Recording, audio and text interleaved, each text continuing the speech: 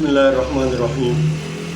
मुअज़्ज़ज़ सामीन व नाज़रीन, आज हम बात करेंगे हज़रत अबू तालिब के ईमान के हवाले से। इसमें दो नुक्ते नज़र हैं। अहलुस सुन्नत वल जमात के तमाम कुतुब में और तमाम रिवायात में हज़रत अबू तालिब का ईमान साबित नहीं है, और अहले तशय्यो चूँकि कहते हैं कि किसी नबी का बाप या किसी इमाम का बाप काफिर नहीं हो सकता, इसलिए वो कहते हैं कि चूँकि हज़रत अली रज़ी अल्लाह ताला अन्हु इमामत पर फाइज थे, इसलिए उसका बाप काफिर नहीं हो सकता। और हमारे अहलुस सुन्नत वल जमात के नज़दीक हज़रत अबू तालिब के सामने नबी करीम सल्लल्लाहु अलैहि वसल्लम ने बेशुमार मरतबा ईमान पेश किया, ईमान की दावत दी, लेकिन वो नहीं माने। कुरान की आयत का मिस्दाक कि इन्नका ला तहदी मन अहबब्ता वलाकिन्नल्लाह यहदी मन यशा, इस आयत का मिस्दाक भी अबू तालिब ही है कि नबी करीम सल्लल्लाहु अलैहि वसल्लम के यानी उसके आदमी ईमान पर बड़े गमगीन थे, अफसुर्दा थे। तो अल्लाह रब्बुल इज़्ज़त ने हिदायत की जो ईसाल इलल मतलूब के माना में है उसको अपने पास रखा और फरमाया हम जिसे चाहते हैं हिदायत देते हैं, और आपके बस में नहीं है कि आप किसी को हिदायत की दौलत से नवाजें। अब और अहादीस भी बेशुमार हैं जिसमें हज़रत अबू तालिब के अदमी ईमान का तज़किरा है।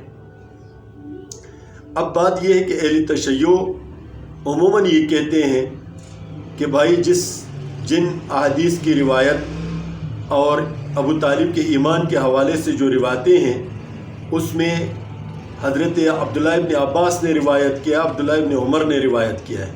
तो अब्दुल्लाह इब्न अब्बास उस वक़्त छोटे थे, तो इस वजह से और वहाँ पर मौजूद भी नहीं थे, इसलिए उसकी रिवायत को वो काबिल एतबार नहीं समझते हैं। तो पहली बात यह है हदीस के उसूल में कि जब कोई सहाबी रिवायत करता है नबी करीम सल्लल्लाहु अलैहि वसल्लम के हवाले से, तो उसका मतलब ये होता है कि अगर वो मजलिस में मौजूद न हो तो उससे यही अख़ज़ किया जाता है कि इसने किसी सहाबी से सुना है। और नबी करीम सल्लल्लाहु अलैहि वसल्लम ने फरमाया कि तमाम सहाबा किराम आदिल है, तो अगर ज़िक्र न करे दूसरा सहाबी तो इससे कोई हर्ज लाजिम नहीं आता और उसकी रिवायत पर कोई असर नहीं पड़ता। एक बात। दूसरी बात यह है कि अगर इस तरह हम सहाबा किराम के रिवायात को इस बुनियाद पर रद्द करें कि ये उस वक़्त मौजूद नहीं था या इस वक़्त छोटा था, तो फिर आपकी बात मान लेते हैं। वाक़े किरतास का जो सबसे मजबूत और कवी तरीन रिवायत है वो भी हमारे ही किताबों में उसको नकल किया है, अहलुस सुन्नत वल जमात की किताबों में। उस वाक़े किरतास को रिवायत करने वाला सहाबी भी हज़रत अब्दुल्लाह इब्न अब्बास है।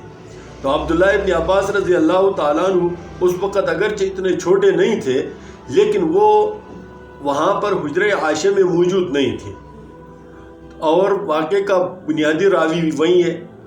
अब मैं अहले तशय्यो से पूछता हूँ कि अगर वाक़े किरतास में हज़रत अब्दुल्लाह इब्न अब्बास की गैर मौजूदगी उस रिवायत के लिए मुज़िर नहीं है, तो फिर उसको यही कहा जाता है कि वहाँ जो मौजूद सहाबा किराम थे उनसे उसने सुना, वाक़या सुना और फिर बयान कर दिया।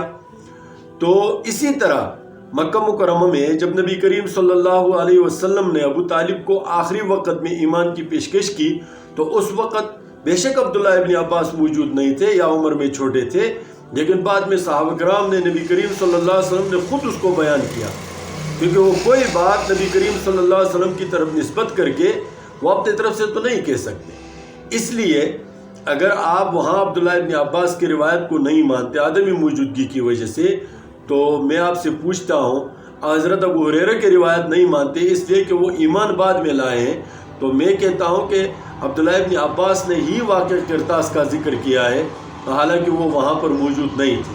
जब मौजूद नहीं थे उसकी बात मान ली जाती है।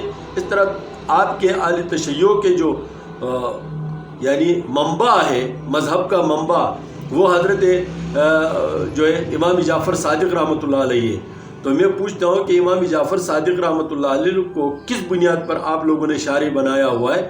حالانکہ وہ تبع تابعین کے زمرے میں آتا ہے، تو تبع تابعین کے زمرے میں آتا ہے، تو آپ اس لیے کہتے ہیں کہ حضرت امام جعفر صادق کی روایت بین ہی حضرت علی کی روایت ہے، کیونکہ ائمہ تو ایک دوسرے کو علم منتقل کرتے رہتے ہیں آپ کے نزدیک، تو وہاں تو حضرت امام جعفر صادق نے حضرت علی رضی اللہ تعالیٰ عنہ کو نہیں دیکھا ہوا ہے، وہاں موجود بھی نہیں ہے، پھر بھی وہ روایتیں کرتا رہتا ہے۔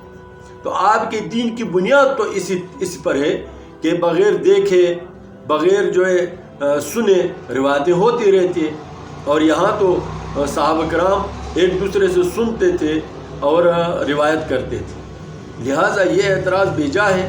اور حضرت ابو طالب کے عدم ایمان یہ کوئی اہل سنت والجماعت کا مقصود نہیں۔ اگر حضرت علی رضی اللہ تعالیٰ عنہ کے ساتھ بغض ہوتا تو پھر حضرت جعفر کون تھے جو ایمان لے آئے؟ جنہوں نے ایمان لے آئے کوئی اس کا انکار نہیں کر سکتا۔ اب دوسرا اشکال جو آپ اہل تشیع کرتے ہیں وہ یہ کہ حضرت عبداللہ ابن عمر کی روایت جی پتہ نہیں وہ حسد پر مبنی ہوگی، تو چلو حضرت عبداللہ ابن عمر کی روایت کو ادھر چھوڑ کر حضرت عبداللہ ابن عباس کی روایت کو لیتے ہیں۔ حضرت عبداللہ ابن عباس صحابہ کرام میں اور ہاشمی خاندان میں وہ فرد ہیں جو حضرت علی کے سب سے بڑے حامی تھے۔ خلافت جب حضرت علی کو ملی تو اس نے حضرت عباس رضی اللہ تعالیٰ عنہ کے جو صاحبزادے تھے، حضرت عبداللہ ابن عباس، حضرت فضل ابن عباس، حضرت عبیداللہ ابن عباس، ان سب کو مختلف علاقوں کے گورنری اور گورنر بنائے ہوئے تھے۔ تو حضرت علی رضی اللہ تعالیٰ عنہ کے ساتھ ان کا ایک خاص تعلق تھا، ایک تو چچا زاد بھائی تھے اور دوسرا اوپر سے تعلق بھی بہت گہرا تعلق تھا۔ اہل سنت پر اعتراض کرنے سے اہل سنت پر اعتراض نہیں پڑتا، حضرت عبداللہ ابن عباس پر پڑتا ہے جو حضرت علی کے چچا زاد بھائی بھی ہے اور بہت بڑے حامی بھی ہیں۔ تو اللہ تعالی ہمیں صحیح بولنے سننے کی توفیق عنایت فرمائے۔ السلام علیکم ورحمۃ اللہ وبرکاتہ۔